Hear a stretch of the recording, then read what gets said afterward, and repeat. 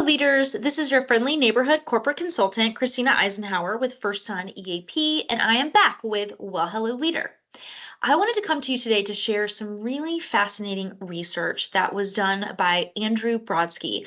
Now, he just released a book this year called Ping, P-I-N-G, all about virtual communication. It's a really interesting read, and he has lots of different ideas, tips, strategies about how to better communicate in our virtual world.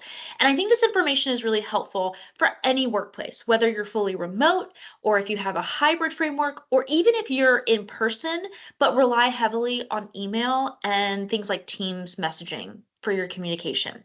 Now, I want to narrow in on one part of his research that is fascinating, and it is a special look at authenticity and communication and choosing the right medium for that communication.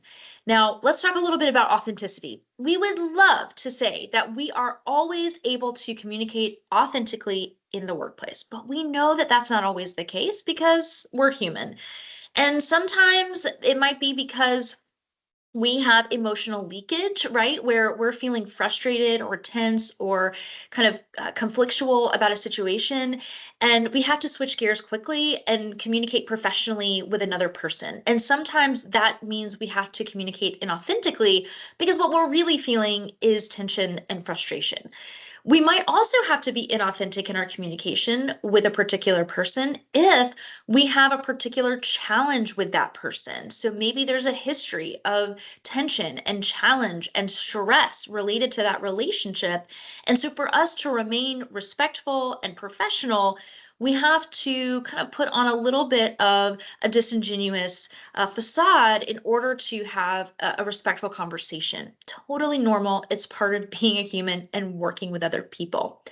We may also have to be inauthentic in our communication because we have things happening in our personal life, and all of us know what that looks like. All of us have gone through seasons of overwhelm, stress, loss, grief, reasons why we might come to the workplace still and be able to be productive, but we're not able to really communicate authentically because we're still struggling, whatever that personal challenge might be.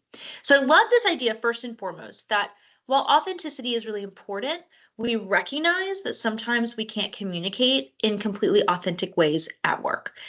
But what his research looks at even more closely is, depending on whether or not you can be authentic, what is the best communication medium for you? And this is really interesting. So what his research found is that if you're able to communicate fully in an authentic way, the best way to communicate that data is to have a face-to-face interaction or video conferencing through Zoom or Teams, because you want that person to see your facial expression. You want them to be able to understand and perceive your full emotional output. Now, if for whatever reason you can't communicate in an authentic way, the research found that you should actually choose audio communication channels like the telephone or video without the video. So a Teams or a Zoom meeting, but without seeing each other. They found that that was actually the best way to communicate with someone so that the message was heard if you couldn't be your true authentic self. Now, question might be, where's email in that research? Well, this probably won't surprise any of you, but in that research, we found that while email is really good for sharing data and information and maybe some just kind of quick points with each other, as you can imagine, his research found what we all know, which is that email is the hardest communication usage to be authentic and genuine, and for that recipient to really understand the sender's intent. And research shows us that over and over.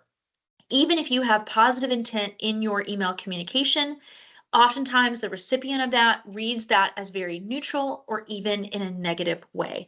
So try to avoid email as much as you can if there's a nuanced conversation, if you're really not sure how you want to communicate your emotional energy with that person. So remember, when you can be authentic, do face-to-face or video chat. When you're feeling like you can't be your true full self in that moment, pick up the phone, talk to them on the phone, or get on a Teams meeting without the video, and that's really effective.